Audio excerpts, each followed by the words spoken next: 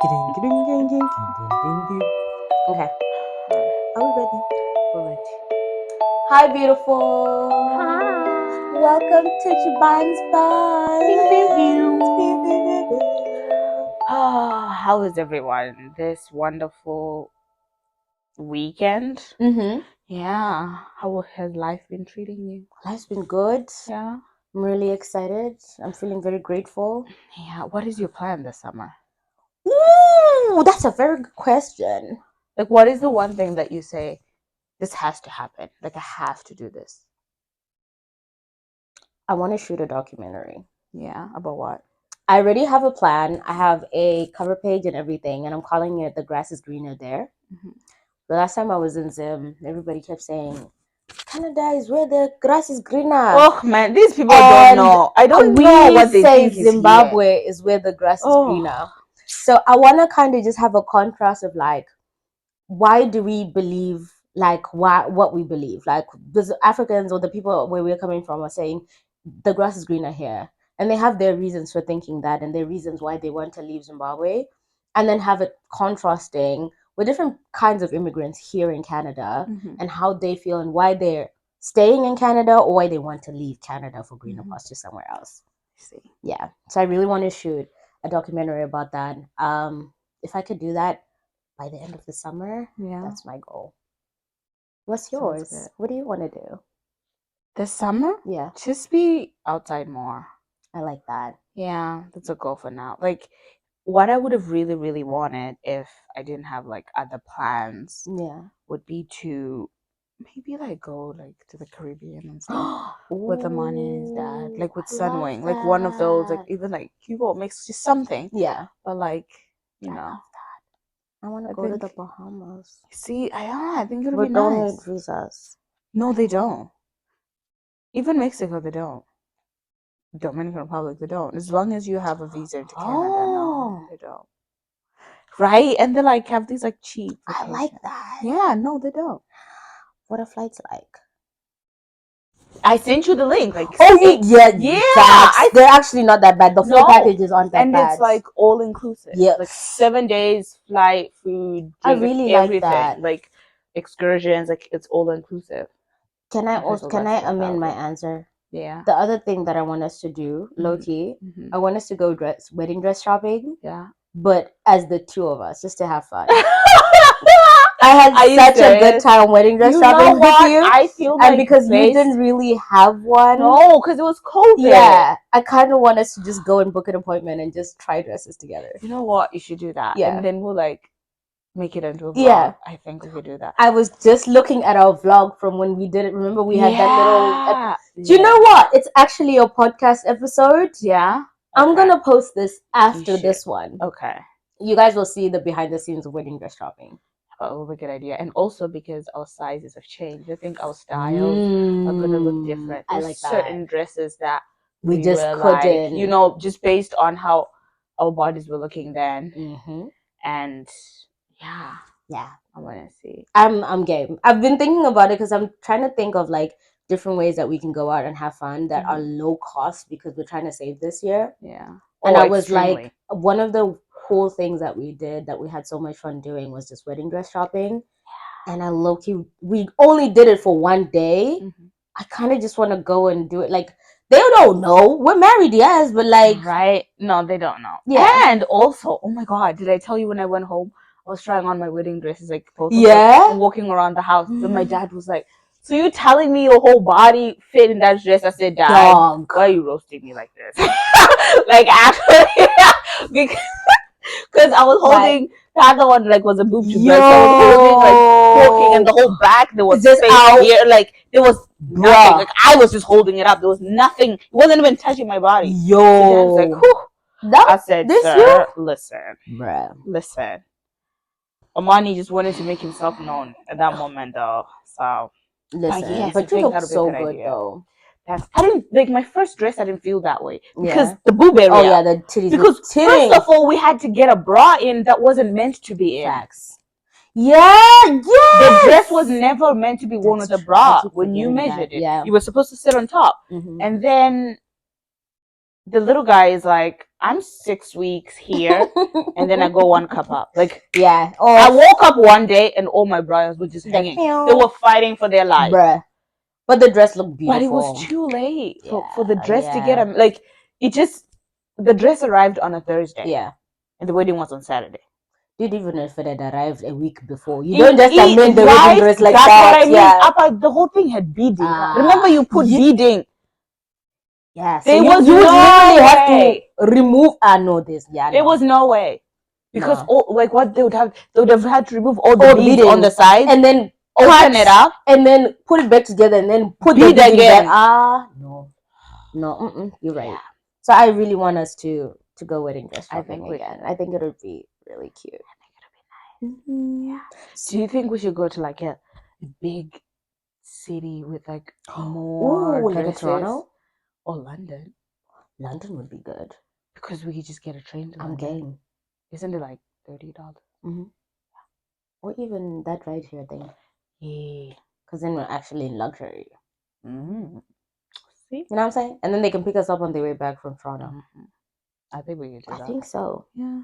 So we'll keep you guys posted on that. Exactly. But I've been thinking about it for a while. I was like, it was just a really free activity. Yeah. And also, if we go to like the chill place, like these luxury places, we get wine. Hey, Shampopo. The Shampsi. Okay, sorry. We're Christmas. the unalcoholed one. Yeah. I don't think my mother's ready. My mom is not ready for this. Allegedly. Right. No, I think my dad knows. Because you know what? Sorry. Actually, story time. This is like a quick one. Yeah. We go out for dinner when we're at home. Yeah. And then we went to Spur by Village. Yeah. It wasn't even dinner, it was lunch after church. Yeah. I Spur and then we go there. Then I say, can I please have a pina colada? Right? Mm-hmm. And they make like this bomb-ass pina colada. It's so nice. And then the girl says, I forgot the best part. This girl walks up with a shot and pours it in my drink. Oh my god, oh my god. In my mind, I was like, it just looks like a smoothie. No one would ask. You know what I mean? I had like ordered it like incognito. Like, you know what I mean? Yeah, like and then this and then she comes. It's like I forgot that. And my dad didn't say anything. My mom didn't say anything. But like it was. I can just imagine you're just like, because I was like, could you not just say, "Man, can I take your glass?" They shouldn't tip you. Yeah, because we like no, you don't deserve a tip. You sold me out. And like, yeah, no, that one you should have gone to the back and been like, because the way I'd ordered it was like incognito. Yeah. But anyway, I forgot to tell you. Yeah, no. And I swear I expected, but she comes with a shot, like a vodka shot. Yeah, that wasn't good. I forgot the best part. Yeah. So I'm holding the straw. I look at Emmanuel. He looks back at me, and I was like, okay. And then I just mixed it. Like there was nothing else I could do. Bro, I just mixed it and I drank it. Why did you talk? It was not bad. You know when something shameful happens, and you just block it out of your mind. It doesn't even exist. Just because even though like I know my parents know. Yeah. It's like different when it happens like right in front of you like that. No, I don't. I don't think my mom is ready. Like I think my dad has an idea, and obviously, like he has kind of accepted it based on the fact that I'm married to Emmanuel, who drinks alcohol like water. Like you know. Yeah. But no, I don't think my mom. Still his baby girl. My mom is there yet. I get that. Yeah, no, my mom is not. Yeah, no, but we need to just usher them in slowly. I understand. I just feel like she can know, but I don't think she wants to experience that. Yeah. No, and that's a boundary as well. Yeah, I get it. I feel like even for me, I want to respect her enough that even if she's like, okay, Juliet does drink once in a while. Yeah. I just don't want to do it in front of her. I hear you. Yeah. That's respectful. I love that. But anyway, yeah, that was. So I've got a question for you. Mm-hmm. Well, 2 questions for you. Yeah. Are you outgoing or shy? I think it depends. Yeah. With me, I'm not a shy person. Mm-hmm. If I'm quiet, it's because I'm just not interested. Yeah. True. I'm not shy. True. So would you consider yourself outgoing then? Yeah. I agree. Because if I'm quiet, don't think I'm quiet because I'm shy. True. I'm just bored. It's like it's just like no, you don't like him. Yeah. I agree with that. Next question: who are you looking forward to seeing? Right now or in the future or what? Right now. I mean, we're still having a sleepover tonight. So who are you looking forward to seeing tomorrow? Oh, my little guy. Well, obviously I said a female, fair. But my little guy. That was such an easy question. I should have found a better question than that. But those are the only people that I can see. Fair. Yeah. Okay, maybe I'll ask a bonus question. Okay. Who's on your mind? My granddad. Oh. Okay. I wasn't expecting the answer. Because when you said who are you excited to see, yeah, sometimes I get excited about dying because I get to meet him again. That was dark, but also very sweet. Yeah, not in a dark way. Yeah, no. Yeah, but I get what I mean. Yeah, like I lost both of my granddads. Yeah. Now I just have grandmas, and they were pretty cool, both of them. Oh. Like, but my mom's dad, I just never got enough time with him. I get that. I feel like there was more I could learn, more he could teach me, and I never got a chance. So I'm hoping when God says, Juliet, it's time, I get to chill with both of them and ask all the questions I have. That's beautiful. Yeah. I love that. That was a good question. I wasn't expecting that answer. Yeah, but when you said, who are you looking forward to see? Yeah. That's what popped in my head. Okay. Yeah. So it was a good thing that I followed up with who's on your mind. Yeah. I like it. So those are my questions for the week. Okay. Let us know what we're talking about today. Today we're gonna deep dive into something that I feel like I will personally, even at the end of the day, end up actually studying it, and I know it's kind of weird, but just the mental health situation in Africa and the African culture. Like, it comes out in so many different ways. Most men, it's just violence. Just beat the fuck out of their women. Like, but sometimes there's a real problem. Sometimes you're bipolar. You don't even know why you're angry, and you just beat and batter your wife. Is that sometimes it shows in addiction. Yes. Like you have so much going on that you put all your energy onto one thing, and then that's it. And the worst of it is if you do it on the issue we're having right now in Zimbabwe, the addiction problem. The minds are so idle.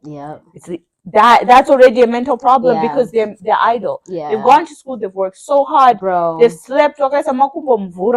You know what I mean? Like, you study your butt off to get a degree. Have masters. Yep. Like, when you are getting beaten at school for not missing homework, and then you graduate, you just like, there's nothing to do. There's no job. I'm sitting under a tree every day. Yep. So, and then outside of that, just the mental health is an aspect, because there's so much trauma in our African culture. Yeah. And the reason why I say this is from listening to Secrets and Confessions, yet Auntie Tilda. Yeah. Why does it seem like every person in Zimbabwe has been abused? Girl. Like, every single person in Zim has had some version of sexual abuse in their life. Yep.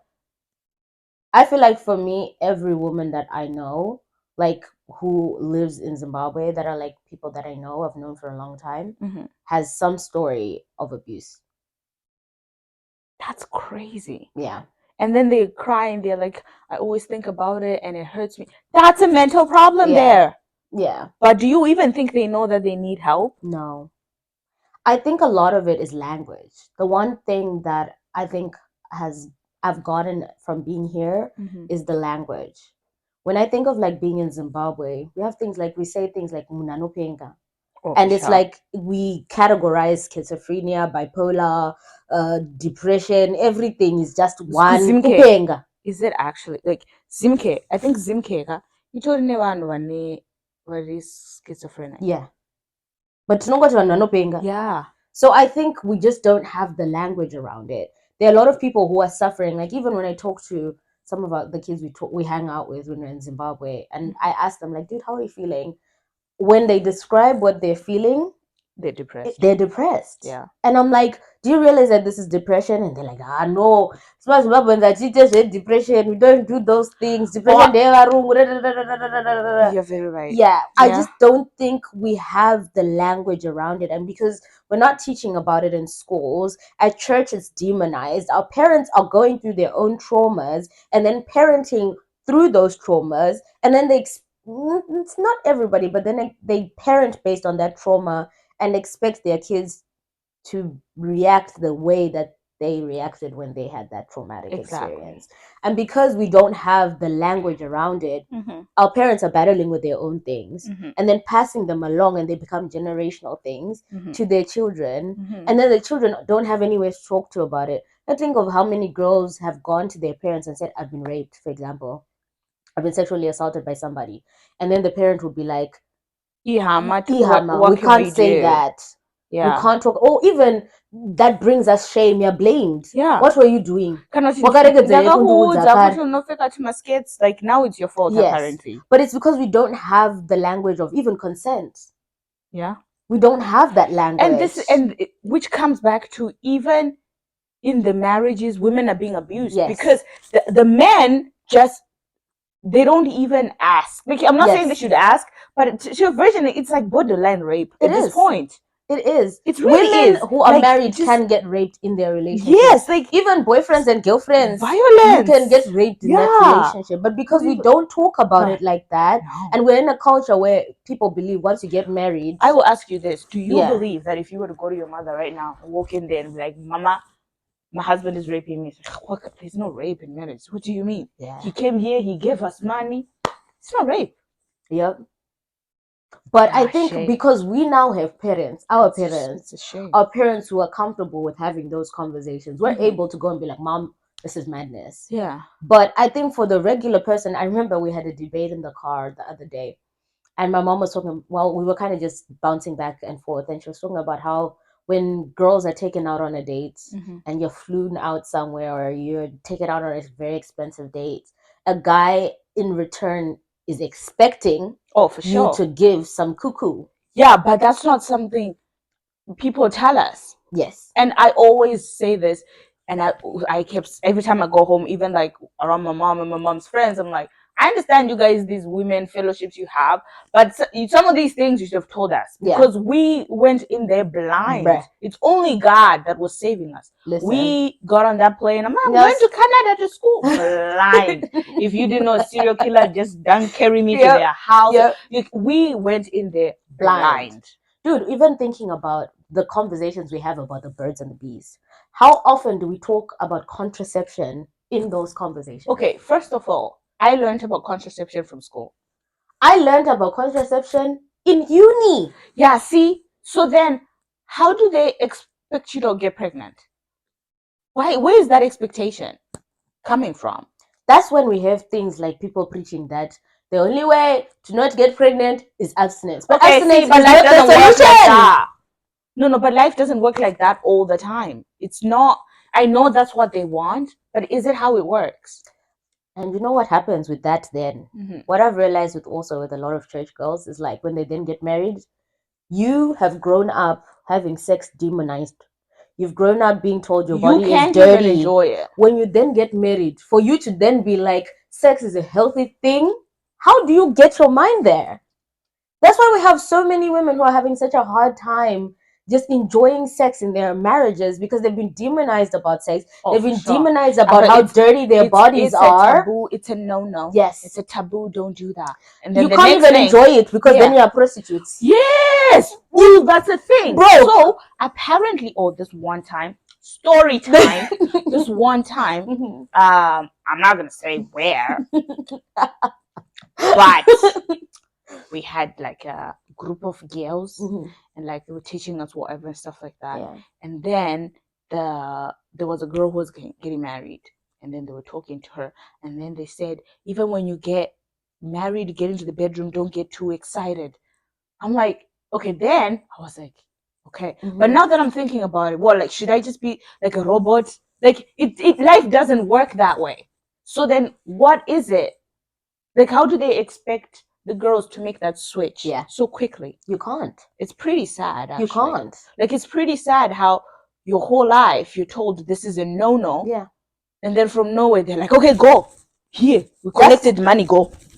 And I'm like, what am I going to do? Yeah. What is happening? But also imagine how scary it must be. Like, at least some of us got the birds and the bees conversation. But imagine for somebody who's never... Okay, when I was in primary school and high school, they demonized sex so much, it made it scary. Low-key made me keep my virginity for longer, and low-key a little bit protected me. Yeah. But when I think about it now, if I had gone into marriage with that mindset, I didn't even know about sex. No, because you don't know. Now imagine you've never seen a peen, and you're seeing it for the first time. And then apparently you're just supposed to know what to do. But that's what Where does it enter? No, but and then they expect you to know what to do. And then apparently if you don't know anything, then it's okay for your husband to cheat with women on the streets. So my point is, he is leaving his clean, humble, abode house to go to the street for prostitutes. Yep. So why are they demonizing it? Why can't women be taught to provide? Not even also provide, for them to also enjoy the process. Yeah. Because, dude, when I listen to like some of the, like, I was listening to one of Auntie Tilda's thing of, domestic issues. Yeah. This woman was like, I don't understand what he is doing. Bro. And I was like, this girl really doesn't know. Because the husband was calling, it's like, she's so confused. Hey, and the girl's like, I actually don't know what to do. Bruh. Also, while we are here, we need to teach women body autonomy. Like, actually, not as sex education, but like life education. Yeah. The number of people who don't know the number of holes we have down there. I know, that's pretty sad. The number of people who don't know just basic things about their, like, period cycle and tracking and things like that. One of my friends who had a baby in Zim was telling me that there was a husband and a wife who were fighting at Belvedere maternity ward, where the husband was saying, this woman is in labor, but what is this? She's saying that she's in labor, but she's been wearing tampons. So I think that she's been poking the baby. And so it's not labor. Guys. It's the guy, no knowledge. Dololo.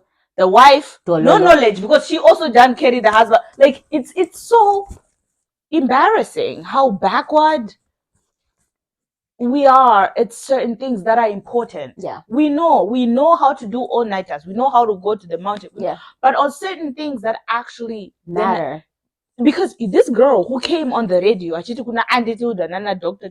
don't know what it is. Yeah. You guys don't think that woman has mental issues? Bro. Actually, I need depression. Because for her whole marriage, the husband is like, you're useless, whatever, I'm going to cheat on you. Because apparently also he was already cheating. So she already feels like, okay, it's justified. Because I don't know what I'm doing. But can you blame her? Can you actually blame her? Bruh. It's pretty sad. Talking about pregnancy. Yeah. How many women have postpartum depression and don't even know? Oh, man. Because they don't have the language. Yeah, see, but this is the thing. I knew when I had it. Yeah. But the fact that the conversation of depression is a no-no and a taboo, it took me like turns and turns. First of all, to seek help. Just seeking the help alone. I felt like I had failed as a person. Yeah. I had failed as a mother.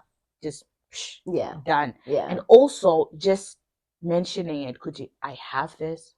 That acknowledgement, even to yourself, bro. I know. Yeah. But then people have them. And then people ask why that mother from Detroit put her child in the oven and turned it on. Do you realize that up until now, it was a psychotic break? Up until now, she is like, I put the baby down to sleep. They're like, no, you put it in the oven. She's like, no, the baby is in the bassinet. And you can clearly tell. It's so sad. You can clearly tell. In her mind, she's like, no. What are you talking about? Yeah. That's how far I can get. Yeah. Language. I think that's the one thing I've really gained from being here. For me, I don't think it's language. Yeah. I think for us it's ignorance. Do you know because what? Why don't we want to learn? No, because when I go to our mental health practitioners in Zimbabwe, yes, we have psychologists, we literally have centers where people can go and get treatment and help. But their level of education, even with me, just my undergrad that I did psychology, I'll go there and ask them like literal questions like, okay, so you're diagnosing this person with bipolar. What medication are you giving them? Why are you giving them that dosage? Okay, you know the side effects. This person is saying they're experiencing this. Have you considered this? And they'll be like, huh? Yes, I never thought about it like that. See what I mean? It's language, though. I think we really hear because we're talking about it all the time. It's still, even with us, we're able when we're here to be like, oh, babe, like I'm not. Today is just the Geriana. I don't feel good. But even if us two were to move to Zimbabwe, the conversation changes. When we're having it with other Zimbabweans, we then are educators in that conversation. Why? Because we have now the language. When someone tells me I have this symptom, I have this symptom, I have this symptom, in my brain, because I already have the knowledge, I can be like, depression. Yeah. Anxiety. Even without formal training in psychology or in therapy or in mental health or anything like that, because we talk about it so freely here and so openly here, it gives us an awareness that people in Zimbabwe just don't have, because they don't talk about it, because they can't talk about it. Because even if someone says this symptom, this symptom, this symptom, people say, no, matter. Oh, you're lazy. Enda kuchechi. Yes, no, this thing about Hansi, everything. It's not okay, because I feel like, and this is what even the Bible says, sometimes people end up using the Bible as to also be lazy. Yes. I will help those who help themselves. Yes. And wherever you see something is wrong, seek help. Yes. Then say, okay, God, like I'm seeking help. I'm taking my medication. I'm going to therapy. Help me. Not every day. Please help me. No. It's just, I'm very passionate about this. I feel because it actually makes me so upset. Yeah. We are so ignorant of things that happen. Yeah. It's like we can't open up and like accept. Yeah. Or to even just listen. I kid you not. Right now, I can't say I even know if someone just walk up to your parents and be like, I have depression. They'll be like, uyatotanga zvebrongo. The next thing wakutonamatira zvanzi uyakutotora drugs. Yeah. Because that is so true. Right? Munhu akutotukwa kunzi tukushaya light bulbs. Ndiye ari kuita basa rokusha light bulbs. Like, right? Yeah. So then what? So then what happens then? What happens then when that kid leaves the house and then sees someone that you smoke a banje? They're going to try to smoke the banje. They feel better for that moment. Yep. Do you think every time they're not going to leave and go try it? But haven't they said in the house that they're not okay? So who are we really to blame here? Because then that person is the same person who has a mother who's in church day in, day out. Sunday, Monday, Tuesday, Wednesday. But you're making the assumption that the mother and the father know. No, they don't know also. But that's what I mean. They also don't know. Yeah. So, but why are we so ignorant to learning? Let's learn. Because right now, it's a real problem. Yeah. The kids in Zimbabwe need help. They do. It's a real problem. Right now, especially we have a drug epidemic right now. Like, what are the parents doing to help? And they're like, hey, talk to your kid. Find out what's wrong. Yeah. There is obviously something wrong. Yeah. Kana mnashita anxiety attacks like guys ndikangosora the whole day ndakarowa ne crystal meth, then I won't have the anxiety attacks. So what are they gonna do? Obviously they're just gonna just do what they can. Right. But what is the root of the problem? Anxiety. My point exactly. The reason why I'm saying for the parents it's difficult is because a lot of parents I've had conversations with say things like, this anxiety attack that you're talking about, I also have it. Am I not living? Okay. That's what I mean. That like even with the parent, you can't even have that conversation. So because for the parent, they need to be educated too. They're saying, my child is saying, Mom, I can't get out of bed. They're saying, me too, I can't get out of bed, but I'm getting out. That's what I'm saying. But it's not. Yeah, but it's not the same. It's not the same. But language. Language. Man. Because when I'm saying, bro, I can't get out of bed. And this would yes. Those are two different things. Completely. But language. I get it. So I don't know, Mom, I'm really, really, really not good, okay? I'm not okay today. And she'll be like, physical symptoms, they know. Yeah. They have the language. Oh, mental, they can't, because even for them, they don't even understand. Some of our parents are depressed and they have no language. Then your child comes and says, me too, I'm depressed, and you're like, me, I've been depressed my whole life. And am I not surviving? I was also raped. Am I not surviving? Oh, I know. I was also, do you know what I mean? Sad. So it's like, then the responsibility can't even be on the parent. I give an example of, imagine a parent, like a mom, vakadziziswa kitchen tea, kuti your husband deserves the pumps because he married you. I know. What will she teach her daughter? And you can't even say no. What will she teach her daughter? Well, the same thing. That's obviously all she knows. So we can't then have parents educating children, because they need education first. Okay, but we need the parents to accept that they need it. Because our problem also is that the parents themselves are on another level. They're on another level, my friend. They're like, what? Me, I know it. I've suffered. I've slept outside before. I've suffered. What makes you so special? And you're like, and they'll even say your generation. You guys just think life is easy. They don't know. They don't know. But it's also because the world they experience versus the world that we experience is different. Their experience of life was so easy. Even when we think so easy, what keeping up with the Joneses for our parents' generation versus what keeping up with the Joneses for our generation is, versus even Avana Amani, the Gen Alpha and the Gen Z. 1,000%. It is so different. We grew up, thankfully, without a lot of social media. Yeah. And I've now worked in a high school. Social media is a different ball game. I know. I can never experience the level of high school bullying that's happening on social media as an adult. I can't. You wouldn't. When I look at the conversations these kids are having on their phones, I'm like, if my mom was to read this, she couldn't even fathom. Oh, of course, she just check herself into hospital. She couldn't even She'd be like, this is not possible. This is not real life. Bro. I get it. It's there's such a big gap, and this is why I think low-key, the responsibility then is on government. Here, government has made it a priority. It really is, to educate people. And you know what? Actually, that's the exact same thing that I was talking about today on my Friday check-in. Yeah. I was like, if what I was experiencing had happened when I was in Zimbabwe, there was no coming back out of it. I needed the resources that are here. Because in Zimbabwe,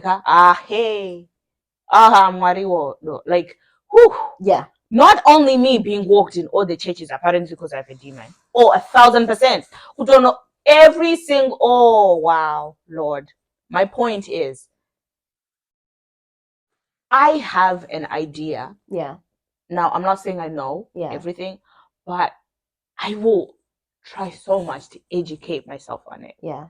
So that I won't even be able to imagine what Amani will go through if the world keeps heading this way. Like, but I need to have some knowledge. Tools, something. Yeah.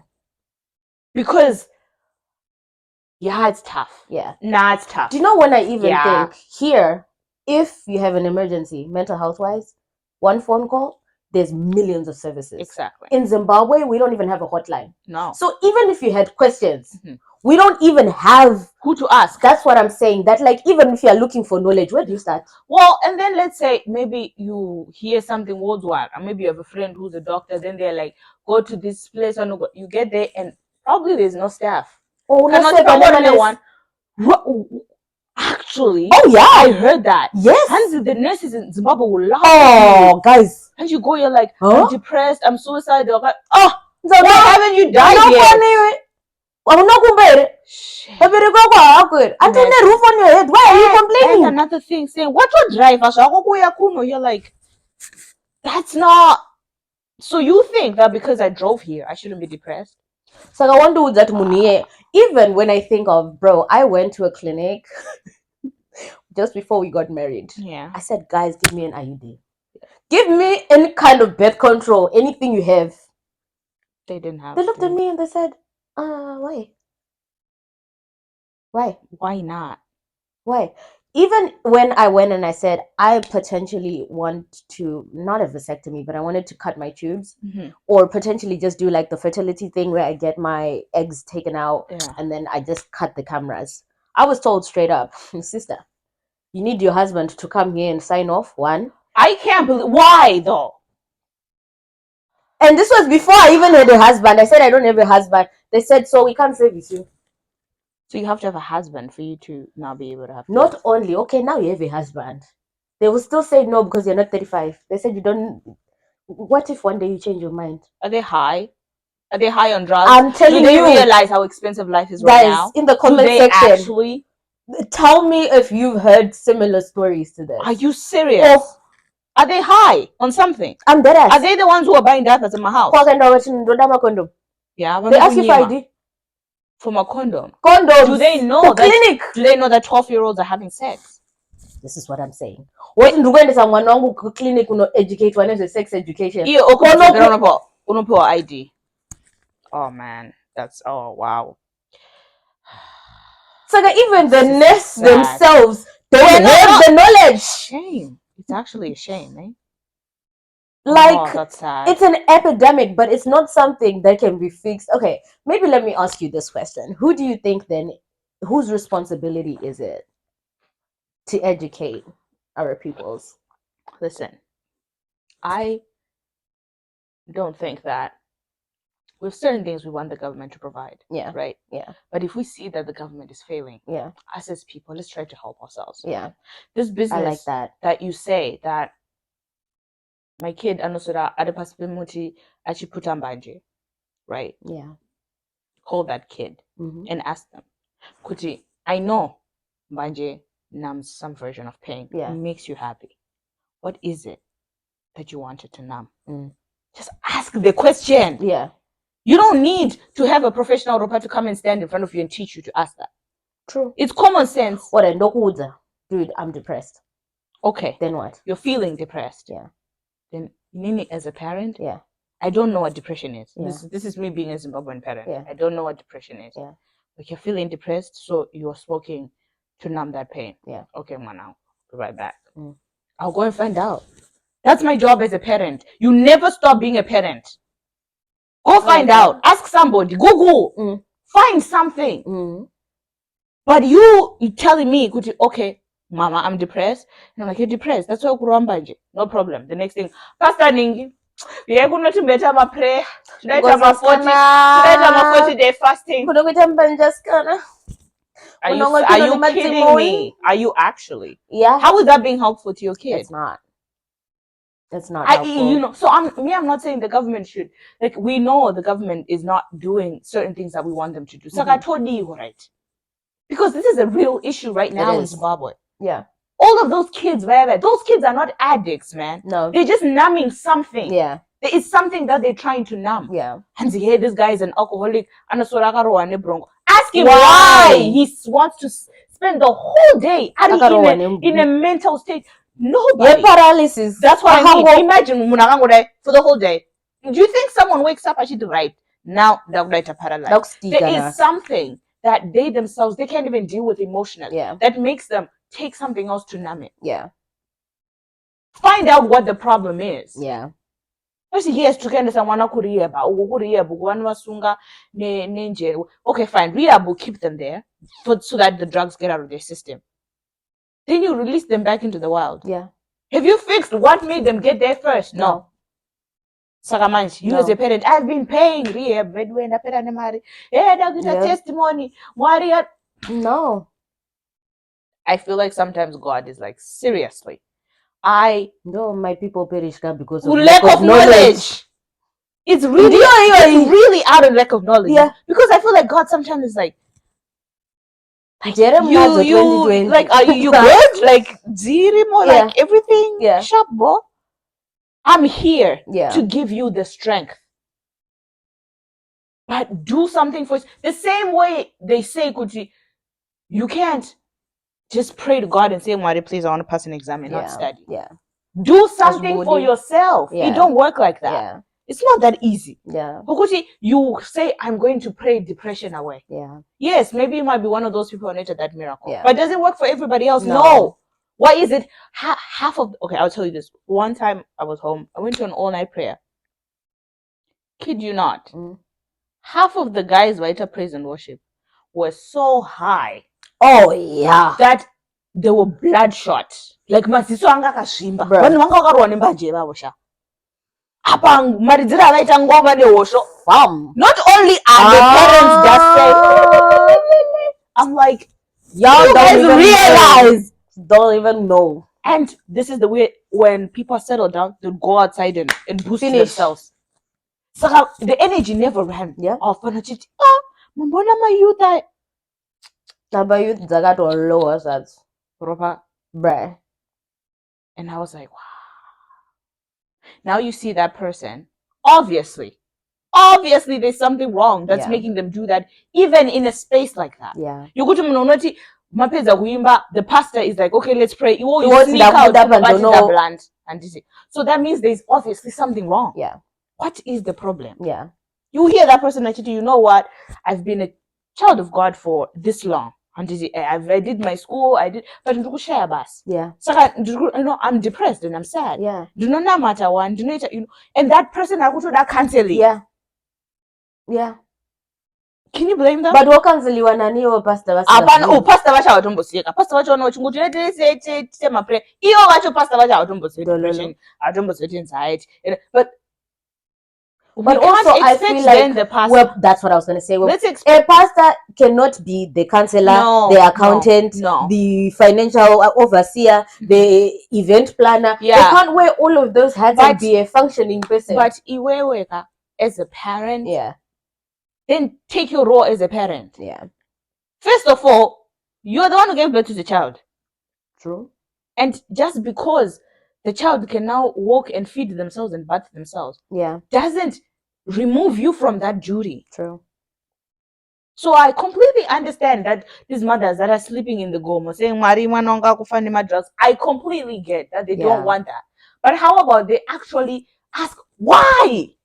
Yeah. Why is this happening? Yeah. Or you hear, dude, this kid comes on Secrets and Confessions and he says, my uncle who I've lived with my whole life, he's like a gardener and stuff like that. This guy has been abusing me since I could remember. And now I'm 21 and I can't even leave the house because I feel attached. It's like you are attached to your abuser. Yeah. You've groomed me. So now what he does is anongo drugs. So that even when the uncle comes, he's not conscious. Yeah. But guess what? I promise you, like I remember this is you don't say the names or whatever. But he was saying his mom owns a church. I'm not surprised. You live with Satan.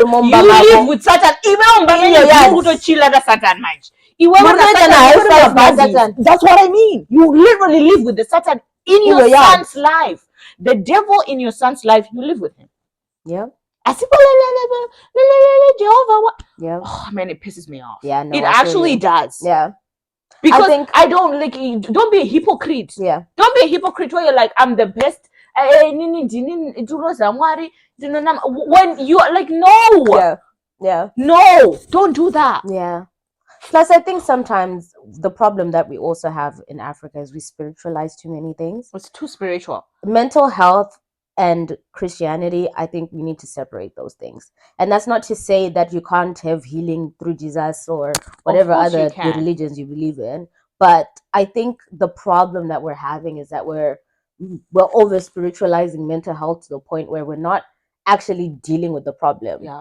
We are dealing with what do we call them, like the byproduct. So the problem is, like, for example, I'm anxious, but the way it shows in my body is maybe I lose my books all the time.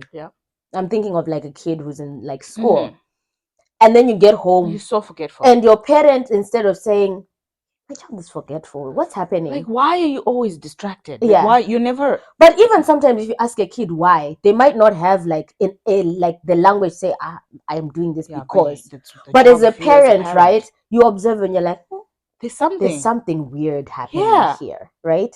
Let me think about it. Like, what have I observed? It has the routine changed. Has, like, when did this start? That's not Jesus. No, that's just observation, and you putting in the effort. So now if you as the parent then go and beat that child because they're losing their books, you've lost it, because the byproduct is losing the books. But there's actual issues that are happening. And I think the problem we have in Zimbabwe is that we see those things, even when we say Munano Penga, we see those things in someone talking to themselves and we say Madimon. We are spiritualizing something that's but sometimes someone just has spiritual failure, and it's just a biological instability. There's too much dopamine, or there's too much, or there's too little something. Yes. The same way you can be born crippled. It's the same way you can be born with that defect. Yes. But no, seriously. It's too much. I feel like it's too much. And then we even go to like little things like autism that are just not diagnosed. Right. Things like ADHD that are just not diagnosed. Do you know autism and ADHD? Those kids get beaten. Guys, you ADHD, let me tell you. Those people get beaten. Dyslexia, dog in a double trouble. Because and then they just beat you. But they are beating the byproduct, not looking at what the problem is. If my kid is saying, Mom, I can't read this word, what exactly can't you read? Are the words moving around? Okay, what if I tried this? What if I tried doing this? Is that better? No, it's not working. Okay, let me try this. Troubleshoot. Don't just... Xiaomi is not the answer. Prayer is not the answer. Sometimes the answer is as simple as an observation. This is the thing. Pray every day for everything you do. Even Ruchiti, okay, I'm doing this. Yes, I understand.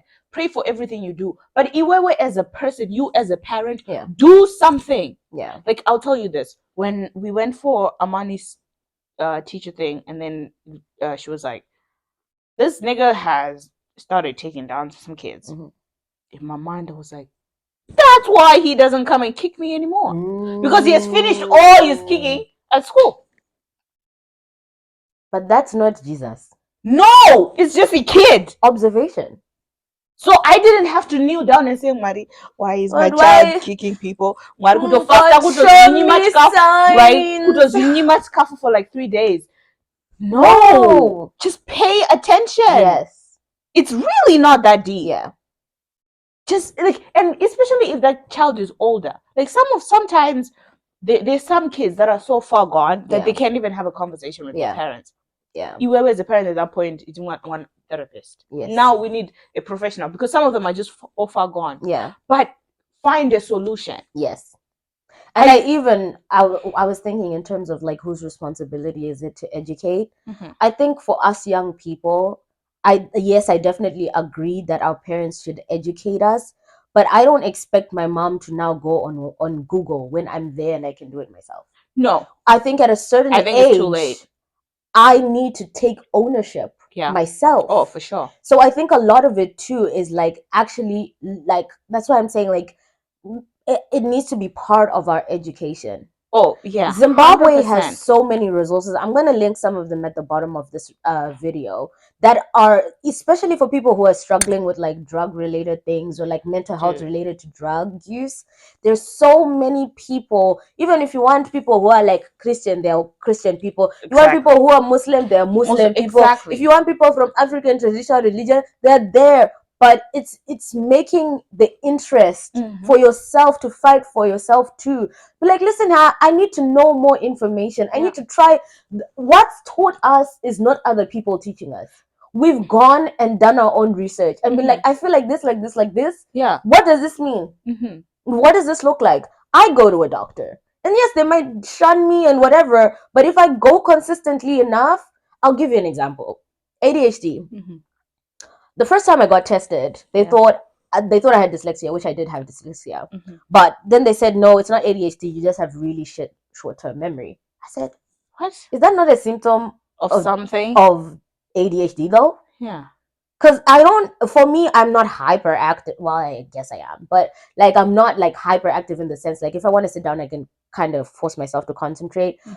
But that's a learned behavior. I have had to learn that. It's like a masking thing that I do. I had to go to doctors continuously and be like, I've noticed this, I've noticed this, I've noticed this, I've noticed this, I've noticed this, I've noticed this, I've noticed this, I've noticed this. And I even got to a point where I would write journals and be like, I'm struggling with this, until they got to a point they said, okay, let's test again. And for sure, they tested and it was like undisputable. Yeah, see, but you kept going back. What about those people who can't go back? But that is self-advocacy. Yeah, and your mother will beat you. And this kid is just like, or those kids are very autistic and they just randomly. Yes. Oh man, the African culture. You like, you see all the relatives that have died. Dude, oh, so sad. You know what? PTSD. Because because I feel like the parent gets so frustrated. You're just like, who? Like, is it me? Yeah. But I think there needs to be a certain level of self-advocacy because while yes, it's the responsibility of our parents, that's true, but there's a certain level of knowledge that they just can't acquire anymore. No, and even they don't have the capacity to. And also, I also think that you can't teach an old dog new tricks. Yeah. I think there's certain ages that we should just accept that this one, it is what it is. But for the young moms, dads, like, guys, us, like, us, nah. We don't have an excuse. There is no excuse. There is no excuse. We have the internet. And I was talking to Emmanuel the other day, and I was like, I want to go and take a mental health course, like class. Yeah. Because I wanna have all the tools. Yes. I wanna have all the tools for mine. The thing with mental health, it can make you take a different turn so fast. Yes. Dude. The people I went to school with, so talented. Yeah. Way smarter than I am. Like, people with a bright future. Yeah. But it just took like maybe a month or two of depression. Yeah. And their life is gone. It's never the same. Yeah. Ben, last summer. But I don't think the parents know that it was the depression that caused that. Yep. Yeah. I don't think they do. Ben has a friend called Reese. Yeah. When I went and I got engaged, we literally were all chilling, laughing. Ha ha, he, he. Yeah. This guy, intelligent dude, freaking living his best life. Mm-hmm. Do you know that 2 weeks before my wedding, he committed suicide? And I'm talking about a person who actually had access to resources. I'm talking about a person, and I think that's what I'm saying, like, sometimes language. He just couldn't express what was going on. He was going to therapy. He was getting the medication, but he just couldn't express it. But do you think that it was noticed when it was too late? He'd been on medication since like high school. Well, we're not saying everybody can be saved. Yeah, but I think we can try. What I was going to is, like, I think also we need to stop thinking of mental health as something that's like a do today and I fix today. Yeah, it's going to be a long-term thing. Like, you constantly have to check in on yourself in the same way that, like, your physical health is not something that's guaranteed all the time. Yeah, I think sometimes we look at mental health as, like, if I take a pill, it's going to solve everything, or if I go to therapy, it's going to solve everything. And sometimes therapy helps you cope with it, but it won't heal you. No, it won't.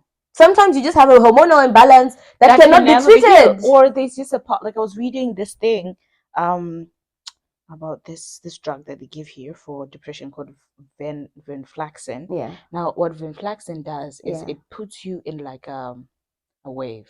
Yep. Where you just ride the wave. Yep. So your emotions don't fluctuate, get too excited Yeah. or too low. Yeah. You are just always in a state of homeostasis. It's just like a vibration. You're like in a straight line. Exactly. But that's not living either. That's not living. Yeah. But that means there is something in your brain that it's either it can heal with time or it can't. Yeah.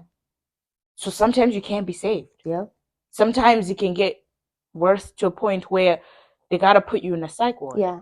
Those people, I understand those people are just muzimke. Yeah. Not honest, schizophrenic. It starts showing when you're like 25, right? Yeah. Yeah. Or even younger. Ndaishanda nevari schizophrenic vari in primary school. Really? Like the genetic in one? Really? Oh yeah. Oh yeah. Those ones that bang their heads on the corner of doors. Yeah. But kuZimbabwe since asitombori mwana wepano pamusha ndakaenda kunganga hanzi ari kutsvaga dzinza rake. Oh my god, just stop. To holy water nekumunzirwa mapostori. Right? No, we don't need to over spiritualize it. Like it's not that deep. Yep. Like find help for the kid. Yes. Ari kudedzwa nevedzinza rake hanzi atonetsa kuno like oh wow. Yeah. Also, another thing too that I heard this morning, I was listening to the news from South Africa. And one of the reporters said, in South Africa, South Africans kill each other a lot. Then in Zimbabwe, also Zimbabweans kill each other. But how come this ngozi business only works in Zimbabwe? Antiwaona. Saka unoreva kuti ngozi dzacho dzinongoseparatwa neborder. Zimbabwe we do too much. Hey, akatotsvaga ngozi ndoiri kureva vanhu musikana wacho anotopenga. Maybe the girl is being abused at home and she and she doesn't know. Trauma of losing somebody is just right. Hey, ato kwatora nengozi. Saka ngozi yacho inongoskipa border like it just inongosarara pa Bedbridge paper. I think we do too much. Yeah, passport, Baba. That's what you see what I mean. And the guy, the reporter was saying that because there was a South African kid who shot his principal at school. Yeah. And they were like, if this was in Zimbabwe and this principal had died, this is a 13-year-old kid. Yeah. If this principal had died in Zimbabwe outside of like the whole court thing, they would also be doing a traditional thing apparently. 100%.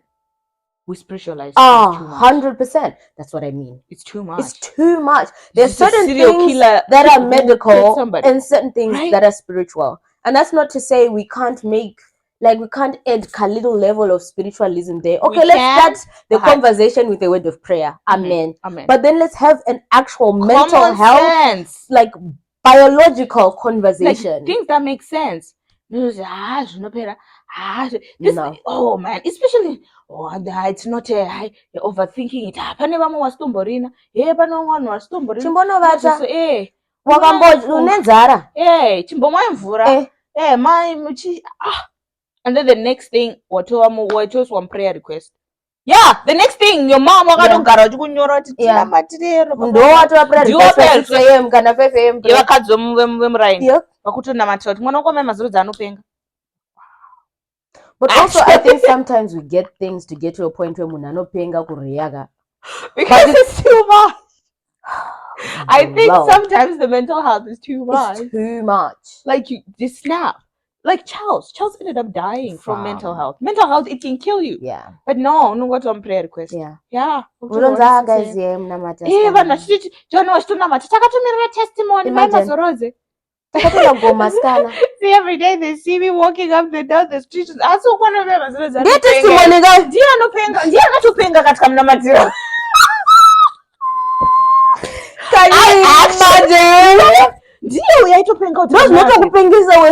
Imagine uchifamba uchidaro muroad ndingasapenga. At that point, ask me, kuti on top of my mental health ndingasatoita menzira chere. Because munasasha kuti ndiye aipenga watakanamatira. Mai vacho vakatoita testimony. Guys. It's not this life.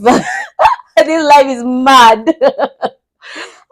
Anyway, I just think that we need to do better as young parents, like getting into this, guys. Like, life was before, like, we can't blame our older generations didn't have the resources, but what's our we excuse? we do, and it's our responsibility, I think, even to then teach our siblings, and also to teach our parents. And I'm thinking, even with this video that we're having, show them this.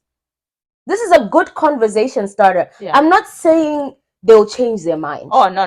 But I also think they might just say it's just actually. Yeah. Because they might think that our conversation is because you don't know.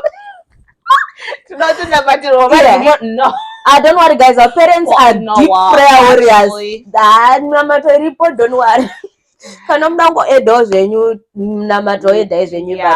We're good. You know what? We're just saying the truth. Is how we're noticing it. Some of these kids that are like addicted to drugs, some of these things that are like stuck on the street, like stick and all those things, alcoholism. Yes. Yeah. Maybe it is an addiction, but I want to say most of it is mental health. Yeah. Then they start using a substance to numb the pain of something. Yeah. So I think also, while we're talking about substance use, I think a really important conversation we need to have is safe use.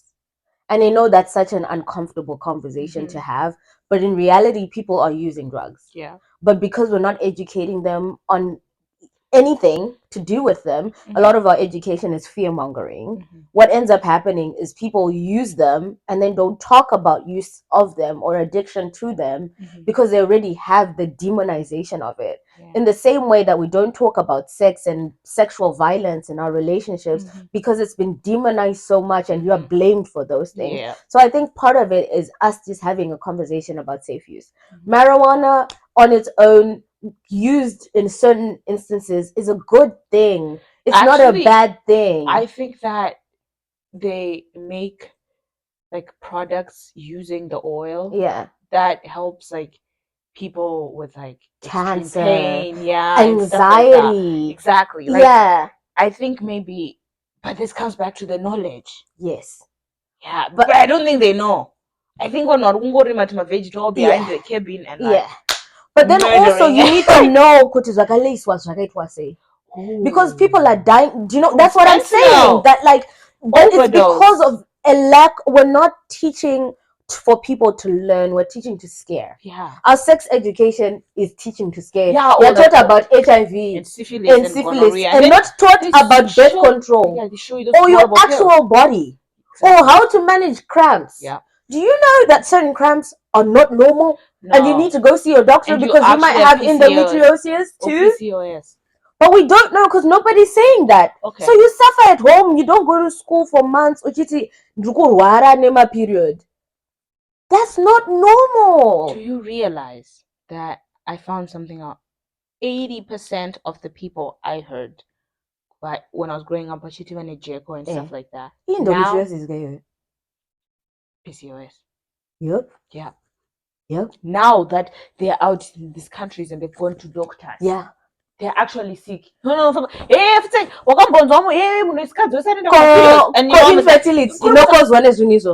Yeah, and then they start calling that horrible name. What's that? Ngoma. Oh, but they don't even realize that, like, fear mongering. Yeah, fear mongering. So it means that we're not actually educating anybody. No, we're not. We're just fearing you into understanding what we want. Imagine. It's like a very soft propaganda. Imagine the trauma that person goes through. Yes.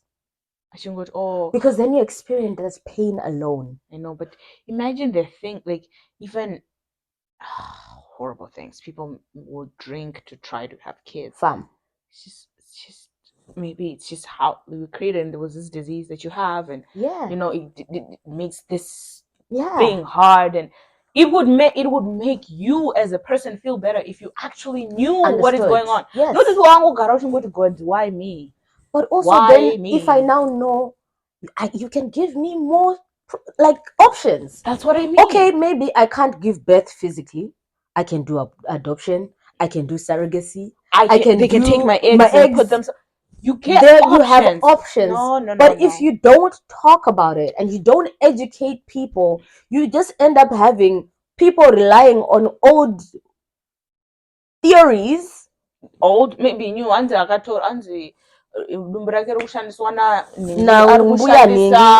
Kuromba.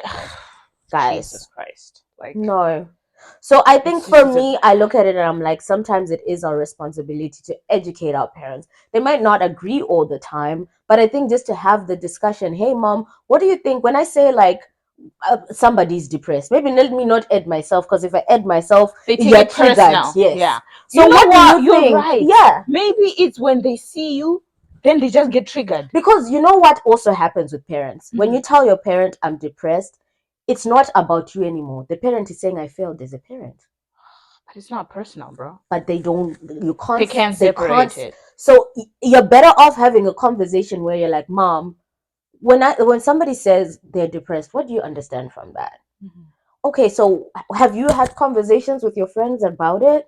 What are your people saying about it? When you were younger, did you experience this?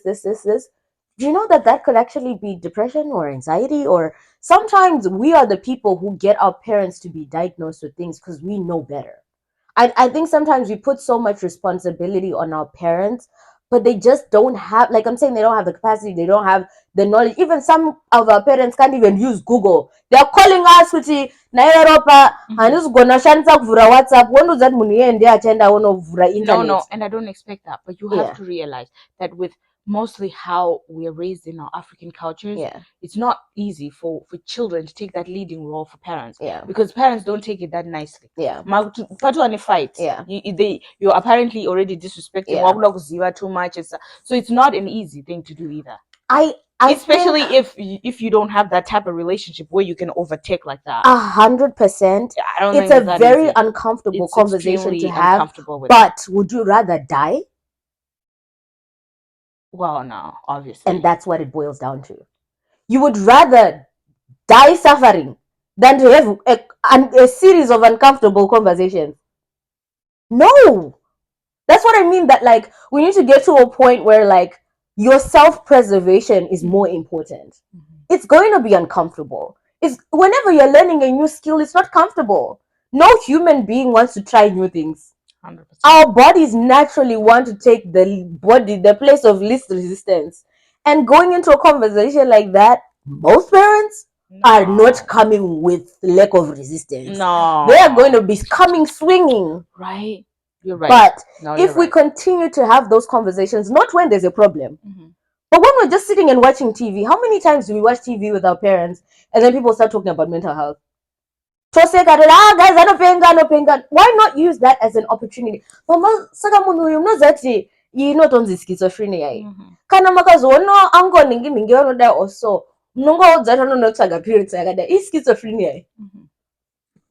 You've introduced something. You've ignited something in them. The more you talk about it, the more they're like, they might not say it in front of you, but they'll go kuchina chevakadziona name. Wrong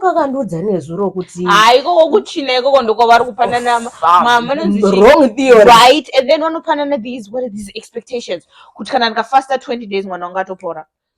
But you won't even know what your parents are talking about until you ask them. Is what I'm saying. Even you as a kid, find out, mom, when you and your parents, you and your friends are talking about mental health. What are you saying to each other? Do you know what? The reason why I'm so confident that kuchina there's got to be some nonsense being discussed. It's because all of them are coming out with the same mindset. It's the blind leading the blind. I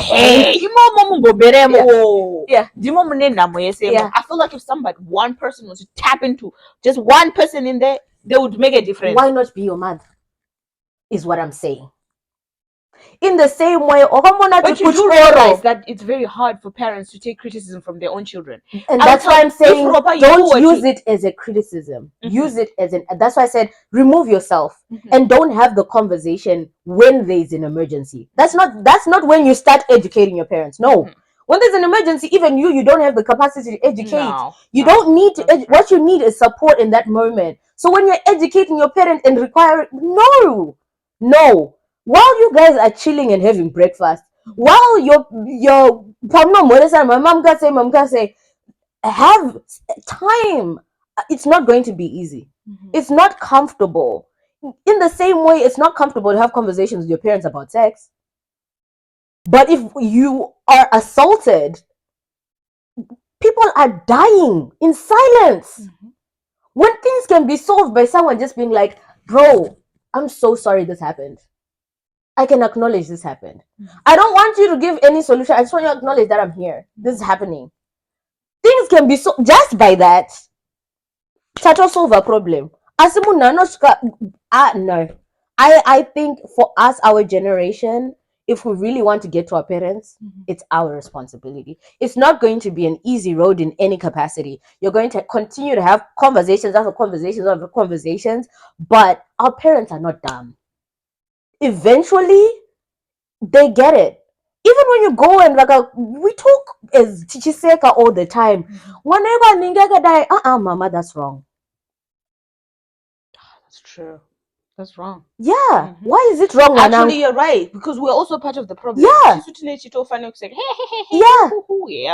Yep. Use that as an education piece. It's uncomfortable. I'm not saying it's easy in any capacity. It's uncomfortable. But you'd rather have that temporary discomfort, but have another opportunity. Next time makaona something, because even for some people, when your parent laughs at someone with depression, you're already depressed. That's triggering. Oh, for sure. But now moms, that's wrong. Guess what? You're no longer getting triggered. And maybe it might not work the first time. Maybe I don't know, who are you to tell me that? But next time, before she says it, a little piece of her will be like, and then you say it again, mama. The last time one. You don't even have to say it in a serious way. Joke about it. The last time one would say it was ridiculous. Do send a link by YouTube. It's our responsibility. Yeah. It's not going to be easy in any capacity. Like you're saying, you can't teach an old dog new tricks.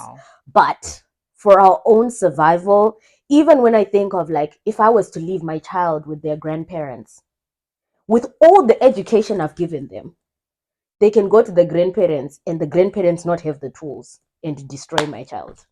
Oh, 1,000%. That's a possibility, yeah. It's our responsibility to teach our parents. We know better. We've experienced better. We are required. With great knowledge comes great responsibility.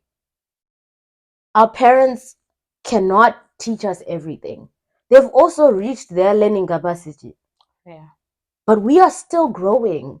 We're still learning. There are things, there are comments we say all the time that are so bad that even sometimes we laugh about people's children. I know. And we forget that we can be those children one day. Oh, and you can also have that. You know that your mother laughs at another person's child. What will make you go to your mother and talk to her about your mental health? You won't. No way. No.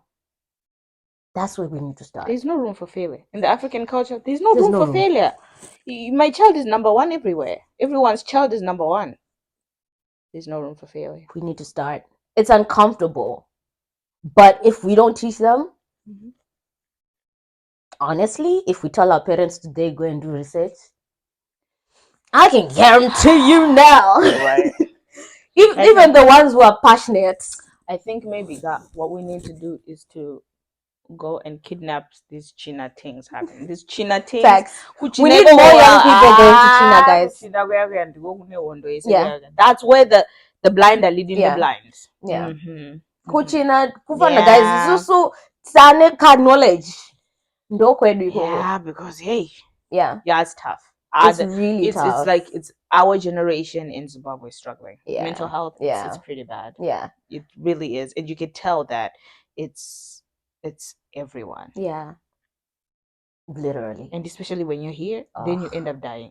The thing with here, mind you, is and it always leads to death. Yeah. That's the worst part. Like in Zimbabwe, uchungo put a light bulb with an apera, you know, but you'll be alive. I heard that apparently. Uchungo suta mapamba, but you'll be alive. No, so far, maybe walk my 56. The problem with here is you actually die. In your 20s, you die. And now, I was talking to this school, on Windsor or Ontario, something college, whatever, where the mental health and stuff is. And I was talking to them, and they were like, it's so interesting that you're asking about this, because we're actually introducing a certificate that's mental health in immigrants. Can we do that together? Yeah. I'm serious, eh? Oh, okay. I'll send you the link. Yeah. Mental health in immigrants specifically. Yes. Because it's a completely different ball game. Do you remember I told you that I get those reports from the police and stuff like that? For 2023, every day here in Windsor, 3 immigrants are committing suicide. Every day, guys. That's crazy. Do you guys realize that on an average, this is every day? Immigrants are over Africa 3. That's crazy, bro. We get that so that it keeps us on our toes, that if we don't see someone who we usually see, we call a wellness check. 3 per day. That's immigrants. I'm not surprised though. I actually thought the number was low.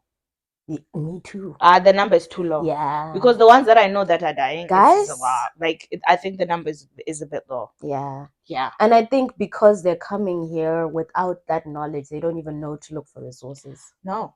How can they, when they call home, you're being ungrateful? What is this university in Guero? MSU. Yeah, wakatenda ku MSU yo to zvako Canada. MSU adingotara use it. Okay, fair. Wakatenda ku use it, and the way you're being ungrateful to Canada, and you're like, and then you sit down, now you start victimizing yourself. You're like, yeah. Yeah, and then the next thing you're like, I think it'll be easier for my parents and everybody else if I die. Yeah. No. Literally. It's that simple. It's not going that far. Done. And then you don't even have a community too. So I'm not gonna go disappear. And nobody would actually know. Yeah. And no one's checking for you too. There are so many parents that don't know what happened to their kids. Yeah. Especially the people who jump off the bridge. It takes so long for the bodies to wash up that sometimes they are so destroyed. Decomposed. Yeah, and also destroyed by the stones at the bottom, that they have no way of recognizing the person. There are so many parents who don't even know what happened to their kids. That's scary. So many of them. That is so scary. The amount of people who jump off this bridge alone is crazy. People drive their cars just go there to jump. Bruh.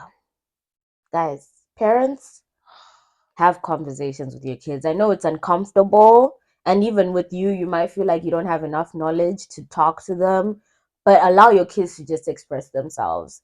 You would be surprised the progress you can make just from listening. Not commenting, just listen. We're not asking you to be an expert mental health professional. We know, I think that having that expectation too is sometimes crippling for people. That's true. Especially if you're dealing with your own mental health things. But I think we just need to be more aware. And in that awareness, be willing to learn new things. And not take it personal, because people's mental health is not about you. It really isn't about you. I don't know why the parents take it like it's them. It really has nothing to do with them, It's not you failing your kid. It's not you judging your kid. It's just you allowing your kid to be who they are. Yeah. And it doesn't mean that they're deficient in any capacity. We just go through mental health in the same way you can have a flu today and then no flu tomorrow. The same way you could have born a Down syndrome and a child with a hand and without a hand. It's not that. It's not. Some of it is also genetic. Do you realize that some of these mental problems, we got them from you? Yes.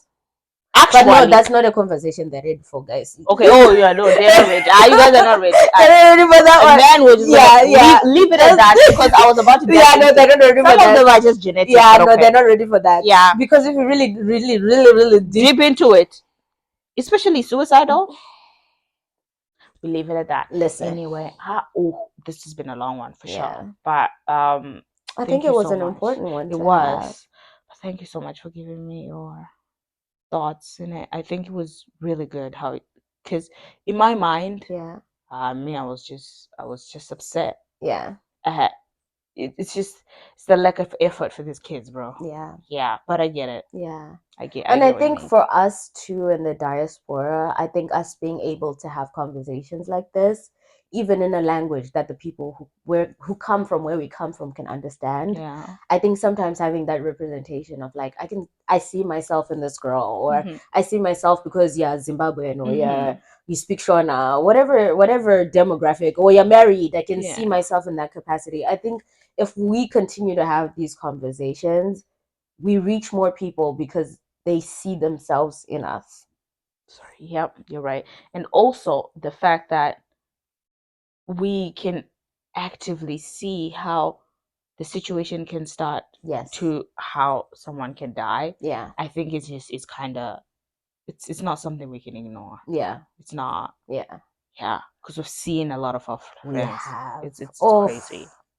It's insane, guys, we could really, like, if we wanted to sit down and like give real examples. Today we gave this, I think, a real brief overview. If anything, it was more of like a rant than anything. This was just a general, but I think I would love to have like a follow-up episode. I think so, because people have to understand where this is coming from. We're just not talking about this because it's a conversation. We're talking about this because we're actually like experiencing and we're seeing it with people we went to school with. Like it's there, it's happening. Like we can't just act like it's not. Yeah.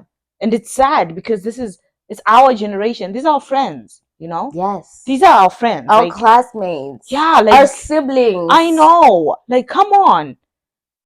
These China ladies, come on. Come on now. Find somebody to come and talk to you about something. Yes. But somebody who actually knows. Because if you guys all are blind and you're just leading each other in blindness, no. I feel like, and also, I don't expect the fathers to get this firsthand, because I think that one is the hardest one to climb, because who was a man. I always come back to. But I think the moms are more like, because they're maternal, you know. Yeah. They know, like, I think they're on the softer side. That's why I keep going back to the China ladies. Yeah. Because I feel like if you guys come in with a different stance, you can help your husbands to understand. It's easier. But I think for men, you guys hang out at bottle stores. You guys hang out at, like, you have your vision of Devarume's China. But I think because if you really think about the demographics in Zimbabwe who are really using the drugs like mad, it's boys. Yeah, but you have to realize this, even when we have weddings. Yeah. Girls want it a kitchen party. Yeah. Boys, they just go and chill. The same way those uncles and the fathers can't even teach the kids or their sons how to treat a wife. Yeah. You expect them now to explain to them about mental health. No, but I'm saying let's at least start the conversations there too. The boys who have privy to uncles like that, start conversations with your uncles, start conversations with your dad. I think if a girl child goes to their dad and tries to educate, I think most dads, I don't know about y'all, I'm a daddy's girl. Most dads want to protect you. And it becomes like blinders and they can't see anything because they're trying to protect you in their own capacity. I think sometimes when a girl child is able to go to their mom, the message is different. And if a boy is going to their dad, the message is different. I think we all just need, generally speaking, to be having more transparent conversations. Uncomfortable, yes, but transparent conversations. Because our dads, if you look at the suicide rates for the older men, they're going through mental health problems too, but they don't have the language. These fathers who are in the brothels, what are they naming? Well, obviously, they've got someone's wrong. But these are the ones that are calling for my secrets and confession, saying my uncle was raping me my whole childhood. Listen, but the macho thing in him will never accept that he needs help. I'm a man. Sorry, sir. Because we got trauma as well. And then and there's some that are doing it as revenge. Because he learned trauma. That's what I mean. That we need to be having these conversations, like beyond wives teaching husbands. Wife are not teaching husband and no muruva. I get it. But muruma gaudza nemwe muruva. They hear it more. I feel like varume wrong or other men, when they go out to the bar, they should beat them up also. That's what I mean. They should also beat them up. But that's the problem, that you guys just think it's a cool thing to treat your wives as second-class citizens. It's just one murume per bunch here, not guys, this is wrong. They all look at each other like, this might be wrong. You see what I mean? But they're not just to treat women as second-class citizens because they think they're superior. Actually, men think they're gods. But that's another story. We'll come back to that one. Well, anyway, we said we were gonna make this short. Right, no, we're here. It's almost 1 a.m. We're gonna leave it here for now because it is 1 a.m. and it is time for bed. So it is time for bed. Thank you so much for this. This was really good for my soul. It was really good for me too. I really enjoy having. I think I needed to air it out just because I feel so bad for what's happening, and it's like somebody's gotta do something. Yeah, like somebody. No, because I'm just seeing my friends, and it's so sad and sad. I mean, we're gonna put some resources in the description, and if you are a mental health professional and you do provide those resources, just put yourself down below in the comments, just so that the community can have access to you. And if you are feeling any feels that are not the feels that you normally feel, and you know yourself, talk to somebody. If you can't get help, talk to somebody. The first step is just being able to say, hey, I'm not okay, I need help. Even if you don't have the words to describe what exactly I don't feel okay means, talk to somebody. People are there. If it's not a parent, find a friend. If it's not a friend, find a stranger. Talk to somebody. You're not alone. Yeah. And if you are anywhere in the Masvingo area and you specialize in mental health, put your information at the bottom. Yeah. Thank you very much. We love you. Bye.